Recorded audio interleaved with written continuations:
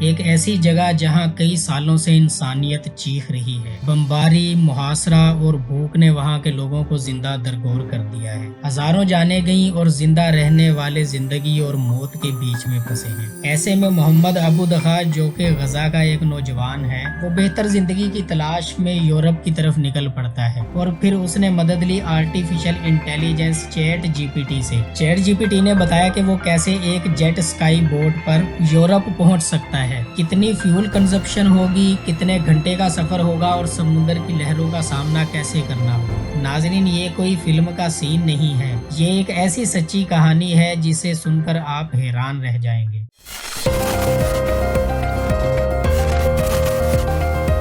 السلام علیکم ناظرین۔ محمد ابو دخا، جس نے فیصلہ کیا کہ وہ بہتر زندگی کی تلاش میں غزہ سے نکلے گا اور پھر اس نے یہ ممکن بھی کر دکھایا۔ سب سے پہلے ابو دخا رفح بارڈر کے ذریعے مصر جاتا ہے اور پھر وہاں سے ہوتا ہوا چائنا چلا جاتا ہے، جہاں وہ اسائلم کے لیے اپلائی کرتا ہے، مگر چین میں اسے اسائلم نہیں ملتا۔ پھر وہ واپس مصر سے ہوتا ہوا لیبیا پہنچتا ہے، جہاں وہ انسانی سمگلرز کے ساتھ ڈنکی لگانے کی کوشش کرتا ہے۔ ناظرین، ابو دخا نے 10 بار ڈنکی لگانے کی کوشش کی، مگر ہر بار ناکامی ہوئی اور خطرہ بڑھتا گیا، لیکن وہ پیچھے نہیں ہٹا۔ یہاں وہ فیصلہ کرتا ہے چیٹ جی پی ٹی سے مدد لینے کا اور یہ چیٹ جی پی ٹی کی مدد سے پہنچ جاتا ہے یورپ۔ ابو دخا لیبیا کی ایک آن لائن مارکیٹ پلیس سے ایک استعمال شدہ یاماہا جیٹ اسکائی بوٹ خریدتا ہے، جو اسے تقریباً $5000 میں پڑتی ہے۔ جیٹ اسکائی ایک چھوٹی سی بوٹ ہوتی ہے جس پہ عام طور پہ لوگ ساحل پہ سیر و تفریح کرتے ہیں۔ یہ بڑے سفر یا سمندر کی بے رحم موجوں کا سامنا نہیں کر سکتی، لیکن شاید قسمت ابو دخا کا ساتھ دے رہی تھی۔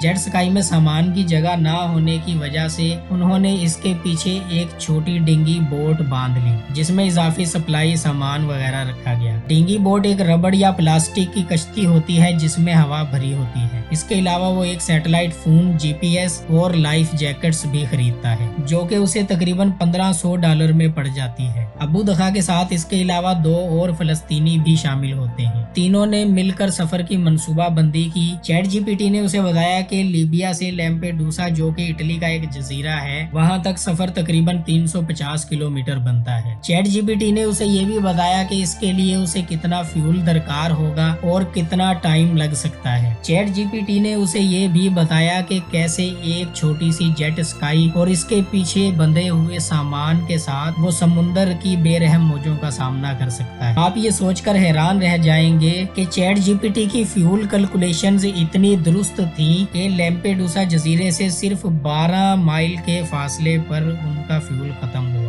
ناظرین، حیران کن یہ ہے کہ 3 افراد ایک چھوٹی سی بوٹ پر سمندر کی بے رحم لہروں سے لڑتے رہے اور ایک مرحلہ ایسا آیا جس میں تیونس کی پیٹرل بوٹس نے انہیں پکڑنے کے لیے ان کا پیچھا بھی کیا۔ لہریں بہت اونچی تھی، رات کا اندھیرا تھا اور کچھ نظر نہیں آ رہا تھا، اور سب سے بڑی مصیبت یہ تھی کہ کشتی کا فیول بھی ختم ہو گیا تھا اور وہ لیمپیڈوسا جزیرے سے صرف 20 کلومیٹر کے فاصلے پر تھی۔ پھر انہوں نے سیٹلائٹ فون سے مدد کے لیے کال کی، جہاں سے ان کو رومینین پیٹرل بوٹ نے ریسکیو کیا۔ یہ بوٹ یورپی یونین کے فرنٹیکس مشن کا حصہ تھی۔ فرنٹیکس اصل میں یورپ کی بارڈر سیکیورٹی ایجنسی ہے جو میڈیٹرینین سی میں نگرانی اور ریسکیو مشن کرتی ہے۔ انہوں نے ابو دخا اور اس کے ساتھیوں کی زندگی کو بچا لیا۔ 18 اگست 2025 کو یہ تینوں لوگ لیمپیڈوسا کے ساحل پہ اترنے میں کامیاب ہوئے۔ ناظرین، ابو دخا کی کہانی ابھی یہاں ختم نہیں ہوئی۔ لیمپیڈوسا جزیرے سے ان کو ایک فیری بس کے ذریعے سسلی کے مرکزی جزیرے پر لے جایا گیا۔ وہاں سے ان کو آگے جنوا، جو کہ شمال مغربی اٹلی کا شہر ہے، منتقل کرنے کا پروگرام تھا۔ انہیں ایک ٹرانسفر بس کے ذریعے شفٹ کیا جا رہا تھا، لیکن ابو دخا اور اس کے ساتھی جنوا پہنچنے سے پہلے ہی بس سے فرار ہو گئے۔ ابو دخا اور اس کے ساتھی فرار ہونے کے بعد کچھ گھنٹوں کے لیے جھاڑیوں میں چھپے رہے۔ ابو دخا اور اس کے ساتھیوں نے جنوا سے برسلز جرمنی کے لیے ایک لو کوسٹ فلائٹ لی اور اس طرح ابو دخا جرمنی داخل ہونے میں کامیاب ہو گیا، جہاں ابو دخا نے جرمنی میں اسائلم کے لیے درخواست دے دی ہے۔ ناظرین، یہ سفر اپنی نوعیت کا حیران کن اور منفرد واقعہ ہے۔ یہ واقعہ صرف ایک اسکیپ کہانی نہیں، بلکہ یہ آنے والے وقت کی ایک جھلک ہے۔ اے آئی صرف روبوٹس یا چیٹ ایپس نہیں،